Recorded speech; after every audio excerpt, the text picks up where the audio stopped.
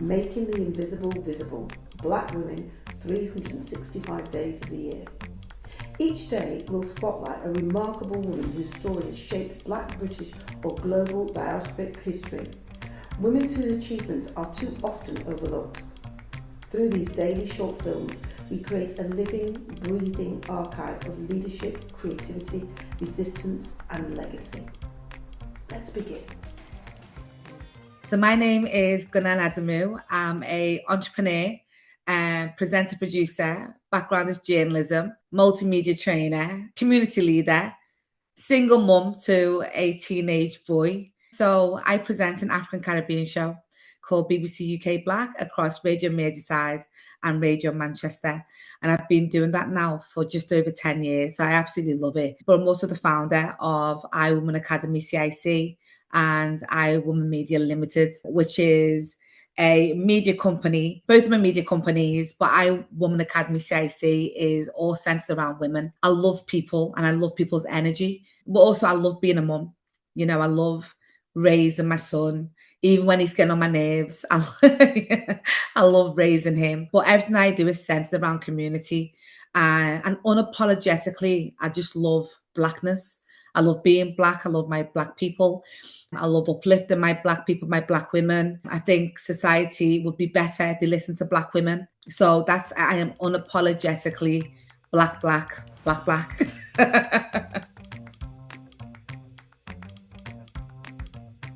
So what I do is important. And I didn't realize how important it was until I started seeing the changes. So because I've got two hats on, I would say two hats for now. My first hat being a BBC presenter, but also presenting a show that is aimed at the Black community. I love showcasing what we're about. I love showing the positive sides of the Black community. So for me, it's showing the entrepreneurs, it's showing the artists, it's showing the creatives in our community, it's showing the migrant that's come and contributed towards British society. I believe and I feel that I am a vessel in that respect. And then having my organization again is taking it up a notch with working with women of color, specifically Black women. So I've worked with women who are refugees and asylum seekers, seeing the journey that they've had to make to get to this country and still having the energy to contribute towards, British society. Which is a thankless job. So what I bring and the space that I create allows people to see our community in its true, authentic light.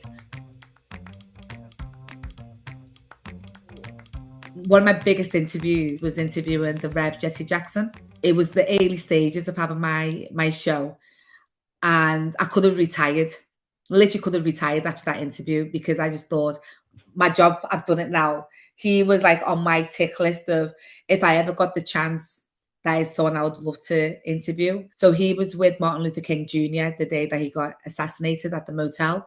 So he was talking through that and how that shaped him and, the fight and the civil rights movement and what that meant. And at the end of the interview, he said, Ngunan, keep hope alive. And I took that. Even if he said that to thousands of people, he still said that to me.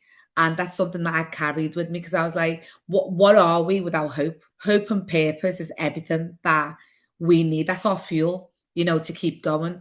And I've carried that throughout my career. I always want to make people feel the way Rev Jessie Jackson made me feel having that interview with him. I'm my own biggest critic. So yeah, I'm my own biggest critic. And I just don't know whether that's the Virgo brain in me where you think, oh my God, I'm not doing enough. Am I doing enough? Is it, is it good enough? And I've had to really work hard to shake that feeling. So when everyone else thinks I'm a workaholic, I sometimes think I'm not working enough, So I think that's something that most people might not know about me. So in 2024, I was diagnosed with breast cancer. July 2024, had surgery in September, then had radiotherapy December into January. And then I had side effects from radiotherapy, which then meant I had to have another mastectomy. So I didn't go back to work till April.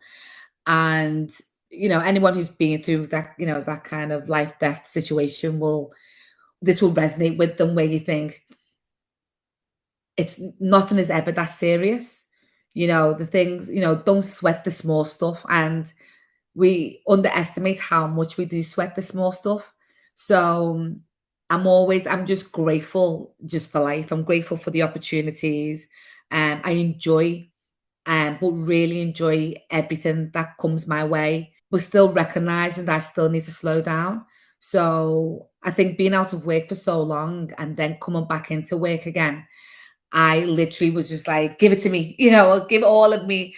But also I was grateful that people remembered me, which is crazy, and they still wants to work with me. But yeah, it shaped me, but also it reminded me how strong my mindset is, and I'll never take that for granted. I'm here for a reason. I survived cancer for a reason. So yeah, so I'm embracing being alive. Thank you for joining us for today's story. Making the invisible visible is our commitment to ensuring that Black women's histories and contributions are recognised, valued and kept in daily circulation. Across 2026, we will continue to share these powerful narratives, 365 days of impact, brilliance and inspiration. Stay connected, join the conversation and help us champion the women whose journeys continue to shape our world. I'm Paulette Brooks and I'm looking forward to seeing you tomorrow for the next story.